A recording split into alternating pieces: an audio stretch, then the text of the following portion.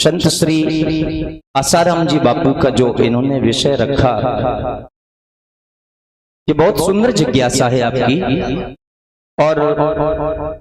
मैंने जहां तक अनुभव किया है, और हमने क्या आप सबने भी अनुभव किया होगा इस चीज का।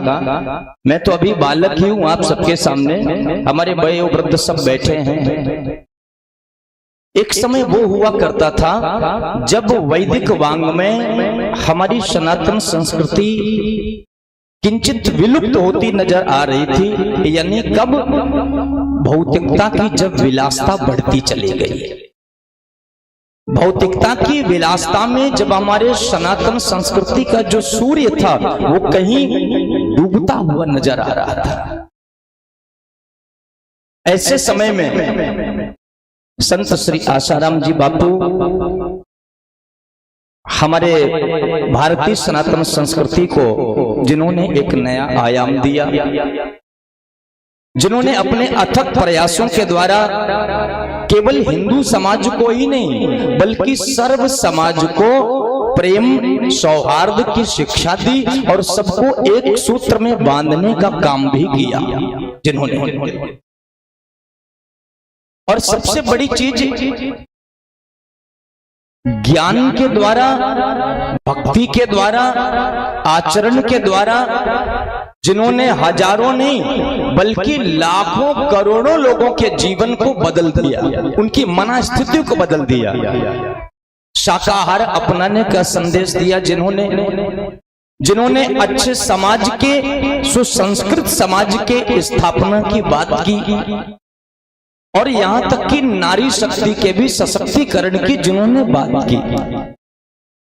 अभी कुछ दिन पहले हमारे यहाँ श्री कौशिक जी महाराज ने भी इसी विषय को रखा, पूज्य श्री ठाकुर जी महाराज ने, यानी देश के बड़े बड़े सभी महापुरुषों ने इस बात को रखा। और आपका प्रश्न यदि हमारी व्यासपीठ से भी है तो देखो, हम तो ये चाहते ही हैं कि सभी सनातनावलंबी और भारत के सभी जो संत हैं, सभी बड़े बड़े जो संत हैं, सभी जो महापुरुष हैं, वो एक सूत्र में आकर के और संत श्री आसाराम जी के लिए एक मुहिम रखें, अपनी बात रखें, और भारत की जो सर्वोच्च न्यायपालिका है उससे प्रस्ताव रखें, सभी अपने मत प्रस्तुत करें। देखो,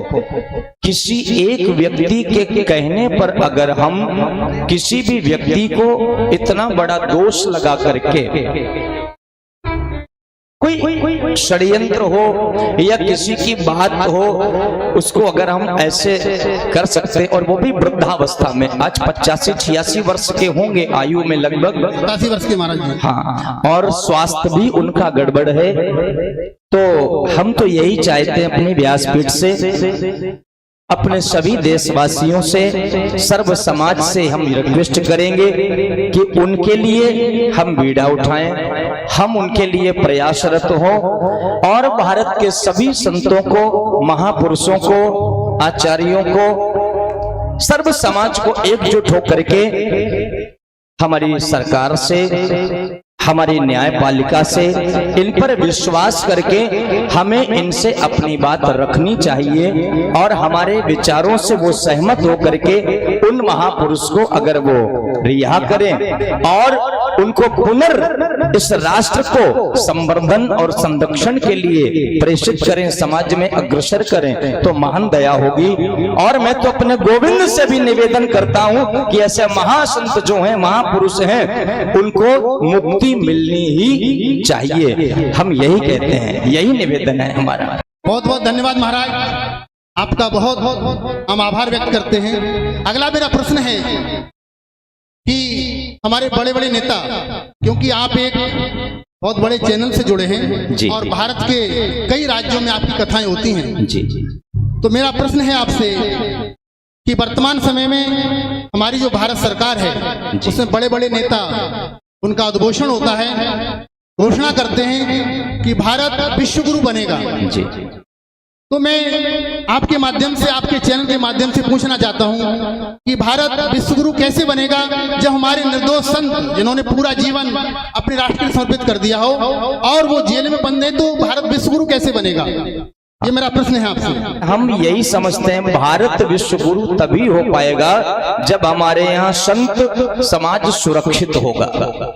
जो हमारे धर्म के संवाहक हैं, जो युग प्रवर्तक हैं, जब वो सुरक्षित होंगे और हमारी गाय माता सुरक्षित होगी, हमारी वैदिक संस्कृति सुरक्षित होगी, वो आचार्य ब्राह्मणों का सम्मान होगा, तब हमारा राष्ट्र विश्व गुरु होगा।